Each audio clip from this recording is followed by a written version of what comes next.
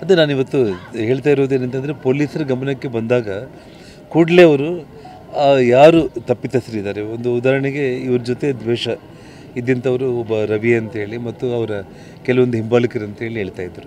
ಇವಾಗ ನೋಡಿ, ಕಂಪ್ಲಿ ಪೊಲೀಸ್ ಸ್ಟೇಷನಲ್ಲಿ ಹೋಗಿ ಬೆಳಗ್ಗೆ 6:00 ಅವರು ಸರೆಂಡರ್ ಆಗಿದ್ದಾರೆ. ನಾನು ಅವ್ರ ಹೆಸರುಗಳೆಲ್ಲ ತಿಳ್ಕೊಂಡೆ. ನಾನು 6 ಮಂದಿ ಯುವಕರು ಕೂಡ ಆ ಕೊಲೆ ಮಾಡಿರೋದ್ರಲ್ಲಿ ಗಂಗಾವತಿ ಅವರೇ. 4 ಮಂದಿ ಇವಾಗ ಸ್ಟೇಷನಲ್ಲಿದ್ದಾರೆ, 2 ಪರಾರಿಯಲ್ಲಿದ್ದಾರೆ. ಅದು ತುಂಬ ಪ್ಲ್ಯಾಂಡಾಗಿ ಅವರು ಮಾಡಿರೋಂಥ ಒಂದು ವಿಷಯ. ಇವರ ಬ್ಯಾಕ್ಗ್ರೌಂಡ್ ಬಂದು ರವಿ ಅನ್ನೋಂಥವ್ರು ಇದ್ದಾರೆ ಅಂತೇಳಿ ಎಲ್ಲರೂ ಕೂಡ ಹೇಳ್ತಾ ಇರೋವಂಥದ್ದು. ಸೊ ಹಾಗಾಗಿ ಈ ವಿಷಯ ಯಾವಾಗ ಅವ್ರಿಗೆ ಬೆದರಿಕೆ ಕರೆ ಬಂದಿದೆ ಕೊಲೆ ವಿಚಾರದಲ್ಲಿ, ಪೊಲೀಸರು ಜಾಗೃತರಾಗಿಬಿಟ್ಟು ಅವರೆಲ್ಲರನ್ನೂ ಕೂಡ ಕರೆಸಿ ಸ್ಟೇಷನಲ್ಲಿ ಕೂಡಿಸಿ ವಿಚಾರ ಮಾಡಿ ಅವ್ರಿಗೇನಾದರೂ ಒಂದು ಕೇಸ್ ಹಾಕಿ ಅವ್ರನ್ನೆತ್ತು ಒಳಗಡೆ ಹಾಕಿದರೆ ಅಟ್ಲೀಸ್ಟ್ ಈ ಹುಡುಗನ ಪ್ರಾಣಕ್ಕೆ ರಕ್ಷಣೆ ಇವತ್ತು ಆಗ್ತಾಯಿತ್ತು.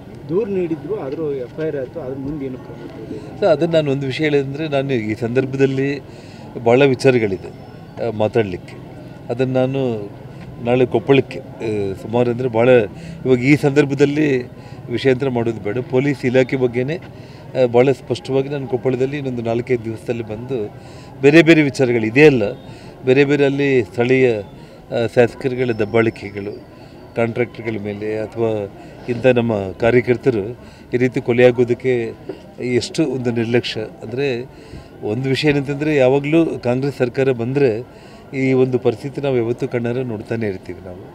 ಸೊ ಹಾಗಾಗಿ ಇವತ್ತು ನಮ್ಮೆಲ್ಲರಿಗೂ ಕೂಡ ಮನಸ್ಸಿಗೆ ನೋವಾಗಿರುವಂಥದ್ದು, ಮತ್ತು 48 ಗಂಟೆ ಕೂಡ ಆಗಲಿಲ್ಲ ಆ ಹುಡುಗನ ಯುವ ಮೋರ್ಚಾ ಅಧ್ಯಕ್ಷನಾಗಿ ಮುಂದೆ ವರಿಸ್ತೀವಿ ಅಂತೇಳಿ ತೀರ್ಮಾನ ಮಾಡಿ ಇನ್ನೇನು ಪತ್ರಿಕೆ ಹೇಳಿಕೆ ಕೊಡೋದಕ್ಕಿನ್ನ ಸಮಯ ಇತ್ತಷ್ಟೆ. ಇಷ್ಟೊಂದರೊಳಗಡೆ ಕಳ್ಕೊಂಡಿದ್ದೆ, ಎಲ್ಲರಿಗೂ ನೋವು. ಗಂಗಾವತಿ ಕ್ರೈಮ್ ಸಿಟಿ ಬದಲಾಗ್ತಾ ಇದೆ, ಆ ಕಾರಣಕ್ಕಾಗಿ ಯಾಕೆ ಪೊಲೀಸ್ ಇಲ್ಲಿ ಭಾಳ ಡೀಪಾಗಿ ನಾನು ಮಾತಾಡ್ತೀನಿ ನಾನು.